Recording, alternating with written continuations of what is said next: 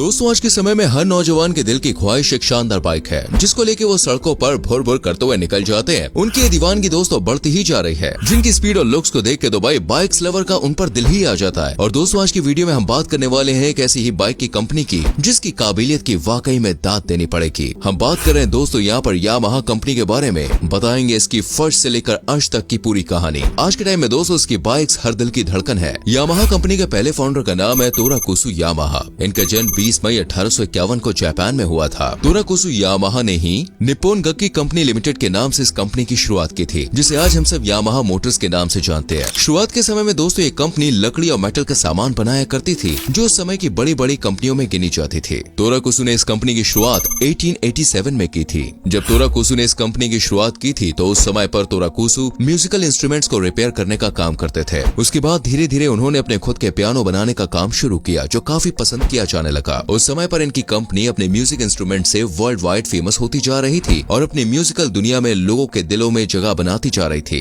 Yamaha company कई सालों तक मेटल और वुड से म्यूजिकल इंस्ट्रूमेंट्स बनाती रही थी। दोस्तों म्यूजिकल इंस्ट्रूमेंट्स बनाते बनाते यामाहा ने कब शुरुआत की बाइक्स बनाने की, आइए इसके बारे में मैं आपको बताता हूँ। लेकिन उससे पहले वीडियो को लाइक जरूर करें। ये कंपनी अपने इस काम से ही काफी अच्छा खासा प्रॉफिट जनरेट कर लेती थी, जिसकी वजह से कंपनी ने उस समय इससे कुछ अलग करने की नहीं सोची। पर एक समय आता है जब वर्ल्ड वॉर 2 आया। उस समय में दोस्तों इस कंपनी के हालात पूरी तरह से अलग हो गए थे। जब वर्ल्ड वॉर 2 खत्म हुआ तो इस कंपनी को काफी परेशानियों का सामना करना पड़ा। असल में दोस्तों उस समय पर लोगों को म्यूजिक इंस्ट्रूमेंट्स में नहीं बल्कि सस्ती और बढ़िया तरह की गाड़ियों की जरूरत पड़ रही थी। अब जब म्यूजिक इंस्ट्रूमेंट्स नहीं सेल हो रहे थे तो कंपनी दूसरे काम को स्टार्ट करने के लिए मजबूर हो गई। और जब यामाहा कंपनी को पता चला कि लोगों की जरूरत सस्ती और अच्छी बाइक है, तो यामाहा ने दिमाग को दौड़ाया और मेटल्स के साथ अपनी बुद्धिमत्ता का इस्तेमाल करते हुए मोटरसाइकिल बनाने का काम शुरू कर दिया। यामाहा की कंपनी ने जर्मन की गाड़ियों से उनके फीचर्स को देख के उससे अपने नए नए आइडियाज बनाना शुरू कर दिया। इसके बाद 1955 में यामाहा ने अपनी सबसे पहली बाइक YA1 बनाई, जिसके लुक्स देखने में बिल्कुल दिल को जीत लेते थे। यामाहा ने इसको काफी अच्छा डिजाइन देके बनाया था। इसके फीचर्स की बात करें तो ये एक 125cc बाइक थी। इसका engine air cooled 2 stroke single cylinder का है, जो स्पीड में हवाओं से बातें करता था। यही नहीं दोस्तों, यामाहा ने इसके साथ रेसिंग कंपटीशन में पार्टिसिपेट करना भी शुरू किया, जहां इस बाइक ने अपनी स्पीड से काफी अच्छी खासी बाइकों को पीछे छोड़ दिया।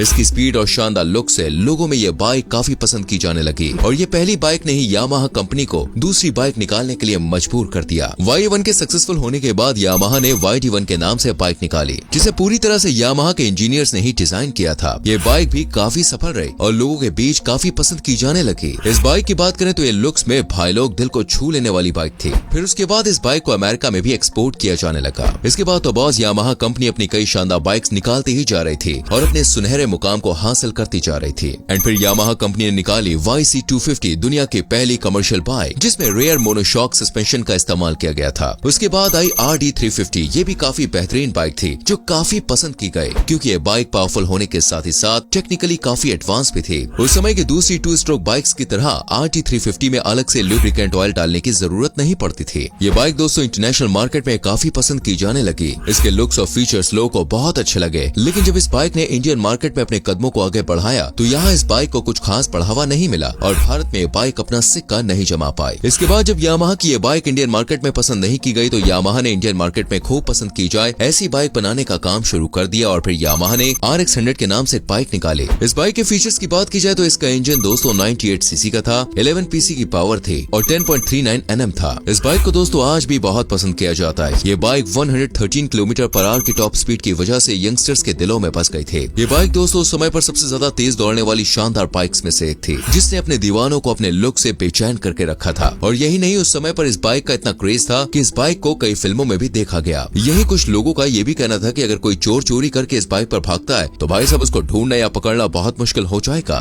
लेकिन दोस्तों जिस तरह इस बाइक ने अपने दमदार इंजन और स्पीड से जलवा बिखेरा था, उसी तरह से इस बाइक का जलवा खत्म होने में भी समय नहीं लगा। इस बाइक की स्पीड से लोग बिल्कुल हैरान हो जाते थे। साथ ही सरकार भी इस बाइक की स्पीड से बहुत परेशान होने लगी थी। असल में यह बाइक 7 सेकंड में 100 km/h की स्पीड पकड़ लेती थी। इसी वजह से दोस्तों इसके इंजन को कई बार खोल के चेक भी किया गया कि भाई आखिर क्या वजह है कि ये जो बाइक है ये कुछ ही टाइम में हवाओं से बात करने लग जाती है। इस बाइक की वजह से अपराधी और चोर लोग अपनी अपनी छीना झपटी करके कहां भाग जाते, पुलिस इसका पता ही नहीं लगा पाती। ऐसे में सरकार ने सोचा कि यार लोहे को लोहा ही काट सकता है, तो उन्होंने पुलिस को भी RX100 बाइक दे दी, जिससे पुलिस आसानी से चोर को पकड़ ले। चोरों की फुर्ती और उनकी ये बाइक भगाने के स्टाइल पुलिस लोग कॉपी नहीं कर पाए। सारी कोशिश नाकाम होने के बाद सरकार ने सोचा क्यों ना इस बाइक के प्रोडक्ट और इस बाइक को ही बंद कर दिया जाए। तब से ही दोस्तों दोस्तों इस बाइक को पूरी तरह से बैन कर दिया गया। खैर इस बात से यामाहा कंपनी को कुछ ज्यादा फर्क नहीं पड़ा और उन्होंने यामाहा वी मैक्स निकाली जो इंटरनेशनल मार्केट में काफी पसंद की गई। हालांकि दोस्तों इंडिया में इस बाइक के बारे में बहुत कम पता चला, पर ये बाइक यामाहा की सबसे बेहतरीन बाइक्स में से एक है। इसके बाद यामाहा ने YZF 1000 R1 जैसी एक हाहाकार मचा देने वाली बाइक निकाली। ये बाइक अपने लुक्स और स्पीड से लोगों को दीवाना बना देती थी। असल में दोस्तों यामाहा ने इस बाइक को होंडा CBR से कम्पीट करने के लिए बनाया था। यामाहा ने इस स्पोर्ट्स बाइक को कुछ इस तरह से डिजाइन किया था कि उसे किसी भी तरह से पसंद नहीं किया जा रहा था। इस बाइक में यामाहा ने लोगों को पसंद आने वाले लाइट वेट और पावरफुल इंजन जैसे सभी फीचर्स दिए, जिससे ये बाइक सबसे तेज दौड़ने की क्षमता रखती है। समय के बदलते बदलते इस बाइक में अपडेट आते रहे। इसके बाद 2002 में आई नई R1 के नए मॉडल में पहली बार फ्यूल इंजेक्शन टेक्नोलॉजी का यूज किया गया। धीरे धीरे समय के चलते 2000 से लेकर 2015 तक R1 के डिजाइन और इंजन में कई सारे इम्प्रूवमेंट किए गए, जिसको लोगों ने बहुत पसंद भी किया। उसके बाद यामाहा ने दोस्तों एक बार फिर से R1 को पूरी तरह से अपग्रेड करते हुए R1M को लॉन्च किया। ये बाइक छोटे साइज के पावरफुल इंजन के साथ एडवांस इलेक्ट्रॉनिक फीचर से लैस थी। दोस्तों अब आपको आज की बात बता दूं, यामाहा की R15 V4 इंडिया की सबसे ज्यादा पसंद की जाने वाली बाइक्स में से एक है। स्टाइल इंजन वाली ये बाइक दोस्तों ट्रैक्शन कंट्रोलर और क्विक शिफ्टर जैसे प्रीमियम फीचर्स के साथ आती है। ये बाइक आज के समय में नौजवानों के दिलों की धड़कन है और हर कोई इस बाइक को अपना बनाना चाहता है। यही नहीं, यामाहा अपनी मेहनत और काबिलियत के दम पर और शानदार बाइक्स बनाने के अलावा टोयोटा और फोर्ड जैसी शानदार और दमदार कार बनाने वाली कंपनियों के लिए इंजन बनाने का काम भी करती है। यामाहा ने रिसेंटली में टोक्यो के मोटर शो में एक कॉन्सेप्ट कार को शोकेस किया था, जो शायद यामाहा की मेहनत और लगन से फ्यूचर में प्रोडक्शन भी फेस करेगी। खैर दोस्तों यामाहा की मेहनत और काबिलियत से ये तो लगता है कि यामाहा आगे बढ़ता गया और इसने कभी भी पीछे मुड़ के देखा नहीं है। वेल आप मुझे बताइए यामाहा के बारे में आपका क्या सोचना है, कमेंट सेक्शन में लिख सकते हैं। वीडियो को लाइक और शेयर भी करना और आने वाली वीडियोस को देखने के लिए हमारे पेज को फॉलो करना ना भूलें। मिलते हैं अगली वीडियो में, बाय बाय।